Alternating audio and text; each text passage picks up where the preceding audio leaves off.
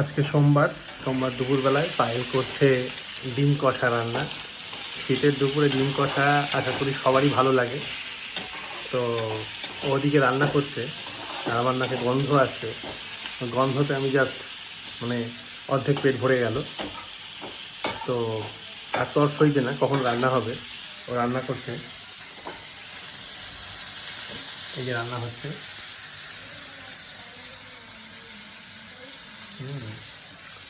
রান্নার আয়োজন খুব জোর কদমেই হচ্ছে। একটু পরেই হয়তো রান্না হয়ে কমপ্লিট হয়ে যাবে আর তারপরে খেতে বসবো। দুপুরবেলায় ডিম কষা শীতের দুপুরে যদি একটু ঝাল ঝাল হয় তাহলে আর কি চাই, তাই না?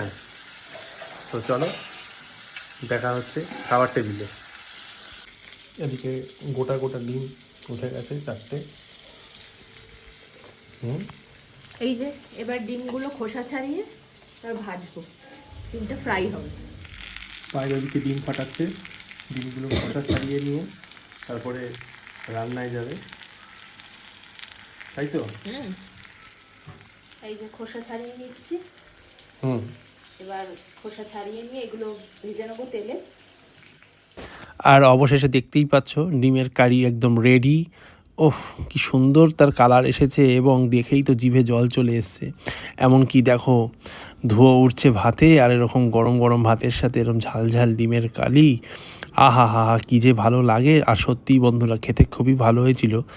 আর আমি তো পায়েল সার্ভ করছে আর আমি ভাবছি সার্ভটা কখন শেষ হবে আর আমি খাওয়া শুরু করব। দেখে জাস্ট লোভনীয় লাগছে এই শীতের দুপুরে এরকম গরম গরম ভাতের সাথে ঝাল ঝাল ডিমের কারি, জাস্ট অসম। এরপর আমরা দুজনে খেতে বসে গেলাম।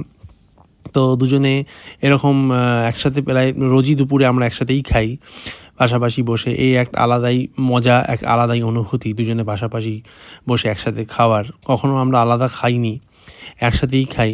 আর অনেক গল্প করি সারাদিনে, বিভিন্ন রকম গল্প, বিভিন্ন রকম কথা দুজনের যত জমে থাকে তত একসাথে হয়ে খেতে বসে তত কথা আমাদের মনে পড়ে এবং আমরা দুজনকে শেয়ার করি, ভালো মন্দটা আলোচনা করি। যাই হোক, এর মধ্যে একটু টিভি দেখে নিচ্ছিলাম দুজনে বসে। আর পায়েল জিজ্ঞাসা করছিল রান্নাটা কেমন হয়েছে। আমি বললাম বেশ ভালোই হয়েছে, ঝাল লাগছে বেশ। আমি ঝাল খেতে একটু ভালোবাসি, তো আমার জন্য ঠিক আছে। আর একটু ঝাল ঝাল না হলে ঠিক জমেও না। তো আবার ও একটু ভালো করে মেখে দিল, কারণ আমি হচ্ছিলাম আমি একটু ভালো করে না মেখেই খেয়ে নিচ্ছিলাম। তো একটু বললো ভালো করে মেখে দিই, দাঁড়াও। তাই বলে আমি বললাম তোমার মাখাটা কেরম হয়েছে দেখি। তো বললো দেখো আমার মাখাটা কেমন হয়েছে, তো বলে খাইয়ে দিল।